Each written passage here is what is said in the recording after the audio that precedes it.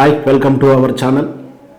Assembly ఎన్నికల తర్వాత ఖాళీ అయినటువంటి ఎమ్మెల్యేల ప్రాతినిధ్య సభ నుంచి ఎన్నుకోవాల్సినటువంటి 2 స్థానాలు, ఒకటి పాడి కౌశిక్ రెడ్డి హుజురాబాద్ నుంచి ఎన్నిక కావడంతో ఆ స్థానం ఖాళీ అయింది. రెండవది కడియం శ్రీహరి గారు స్టేషన్ ఘనపూర్ నుంచి ఎన్నిక కావడంతో ఆ స్థానం ఖాళీ అయింది.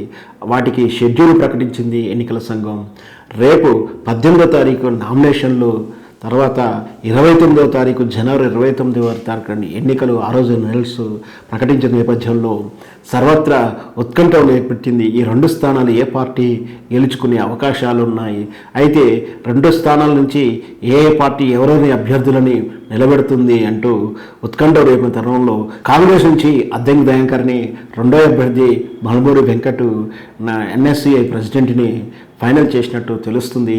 ఎన్నికలకు మీరు సిద్ధం కండి అంటూ అధిష్టానికి సంకేతాలు అందాయని కూడా తెలుస్తుంది.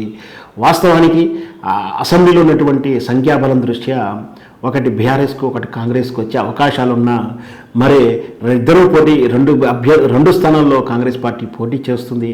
వాస్తవానికి మల్మూరి వెంకట్ కన్నా ముందు మహేష్ కుమార్ గౌడ్ పేరు చివరి వరకు వినిపించిన అనూహ్యంగా మల్మూరి వెంకట్ ముందుకు రావడం అధిష్టానం ఎలాంటి సమీకరణల దృష్ట్యా ఇచ్చిందో కానీ మొత్తం మీద 2 స్థానాలలో ఒకటి అద్దంకి దయాకర్, రెండోది మల్మూరి వెంకట్ ఫైనల్ తెలుస్తుంది.